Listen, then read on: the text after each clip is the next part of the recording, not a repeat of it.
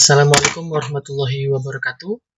Perkenalkan, nama saya Aris Asari, peserta Latsar CPNS 2022 asal Kota Baru, BPSDMD Provinsi Kalimantan Selatan, Angkatan 2, Kelompok 2. Pada kesempatan kali ini, saya akan mempresentasikan analisis isu efektivitas kinerja individu berdasarkan tupoksi. Analisis kali ini akan berkaitan dengan proses pembelajaran jarak jauh pada pembelajaran pendidikan jasmani, olahraga, dan kesehatan.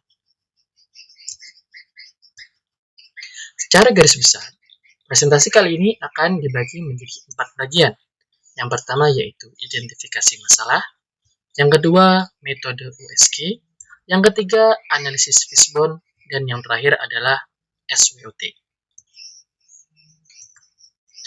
Dalam analisis masalah saya menemukan 4 isu. Yang pertama, pembelajaran yang kurang efektif. Yang kedua, kurangnya partisipasi siswa.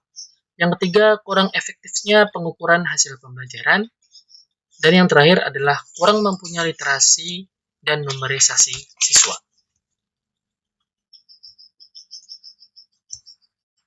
Kemudian, saya menggunakan teknik USG untuk menganalisis keempat permasalahan tersebut. USG sendiri memiliki 3 kriteria. Yang pertama, urgensi, yaitu seberapa mendesaknya permasalahan itu untuk diselesaikan berkaitan dengan dimensi waktu. Kemudian, seriousness, poin ini mengacu pada penyelesaian masalah berkaitan dengan akibat yang bisa menimbulkan masalah baru. Yang terakhir yaitu growth, yang artinya kemungkinan berkembangnya masalah jika tidak segera diatasi. Berdasarkan hasil analisa menggunakan teknik USG, isu paling prioritas adalah pembelajaran yang kurang efektif, melebihi total permasalahan lainnya. Dengan menggunakan Fishbone, terdapat 4 faktor yang menyebabkan belum optimalnya proses pembelajaran, yaitu faktor manajemen, metode, lingkungan, dan manusia.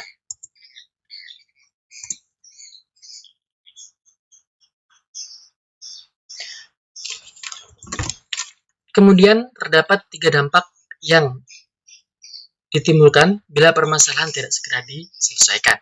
Yang pertama adalah hilangnya minat. Siswa kehilangan minat belajar karena jarang berinteraksi dengan guru saat pembelajaran. Yang kedua yaitu putus sekolah. Meningkatnya risiko putus sekolah karena memilih bekerja daripada sekolah. Yang keempat yaitu terlepas target belajar. Terbatasnya akses dan kualitas untuk menerima pembelajaran menyebabkan kurangnya hasil yang diperoleh terutama dari siswa dengan lokasi geografis dan keadaan ekonomi yang berbeda. Selanjutnya, berikut adalah tabel pemecahan masalah menggunakan teknik SWOT. SWOT sendiri kita tahu terdapat 4 subs. Yang pertama adalah strength, kekuatan. Yang kedua weakness, kelemahan. Yang ketiga opportunity, peluang. Dan yang terakhir adalah threat atau ancaman. Kekuatan yang pertama adalah aturan daring dari pemerintah.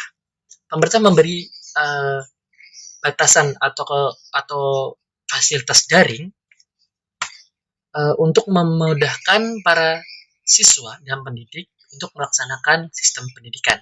Namun, sistem pendidikan ini memiliki kelemahan, yaitu keterbatasan akses siswa yang lingkungannya tidak memungkinkan untuk dilaksanakannya daring. Namun, peluang yang begitu besar juga ada di daerah yang ditetapkan sebagai zona hijau.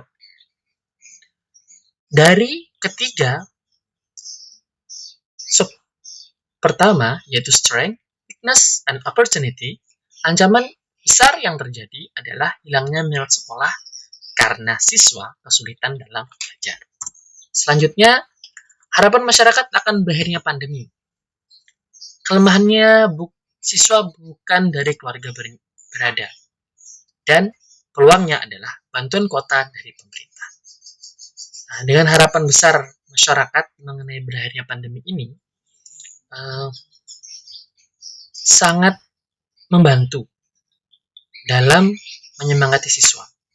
Namun, akan ada kesulitan di mana jika siswa tersebut bukan dari keluarga yang berada, fasilitas dan kondisi geografisnya tidak mendukung,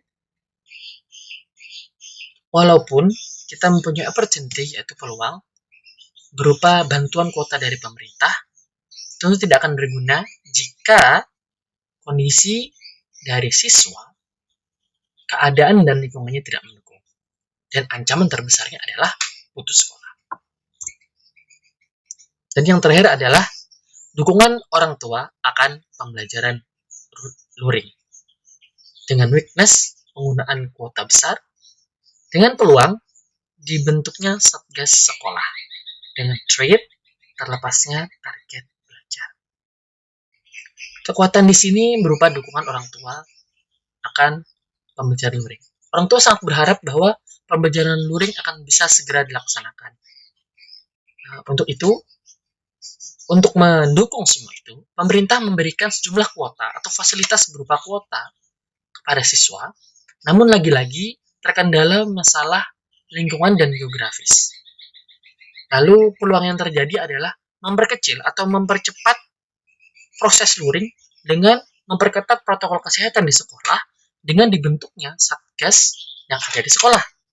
Namun, dari semua peluang, dari semua kekuatan, dan dari semua kelemahan yang dimiliki, ancaman terbesarnya yang ketiga adalah siswa tetap akan terlepas dari target pembelajarannya.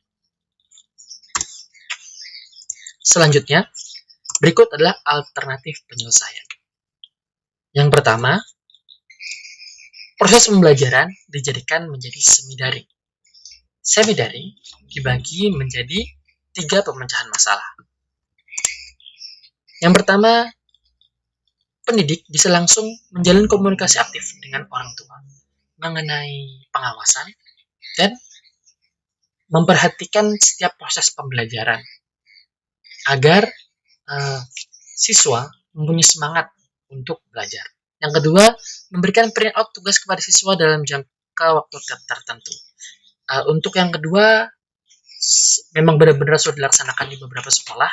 Artinya untuk siswa dengan geografis yang sulit, dengan keadaan jaringan atau fasilitas internet yang kurang, beberapa guru memberikan materi pembelajaran berupa tugas-tugas, print out tugas dalam waktu tertentu, bisa 1 bulan, bisa lebih kecil lagi skalanya yaitu 2 minggu, atau per minggu malah siswa akan diminta setiap akhir hari pembelajaran untuk mengambil materi dan soal untuk dikerjakan di rumah. Dan yang ketiga adalah memberikan layanan konsultasi di medsos untuk membantu kesulitan siswa. Konsultasi di medsos sendiri berupa layanan pertanyaan atau bantuan, bisa di WhatsApp atau mungkin jika memungkinkan bisa menggunakan video call atau video conference langsung untuk membantu kesulitan siswa. Tujuannya adalah agar optimalnya pembelajaran dan meningkatnya capaian hasil belajar siswa. Tentu dari ketiga alternatif ini, tujuan utamanya jelas. Setiap pendidik menginginkan optimalnya pembelajaran dan setiap siswa dan orang tua menginginkan meningkatnya capaian hasil belajar siswa. Dari rangkaian alternatif penyelesaian ini, terdapat 3 sisi yang harus saling berkolaborasi. Yang pertama yaitu guru sebagai pendidik, yang kedua orang tua sebagai penyambung antara guru dan siswa, dan yang terakhir adalah siswa itu sendiri. Demikian presentasi saya tutup. Assalamualaikum warahmatullahi wabarakatuh.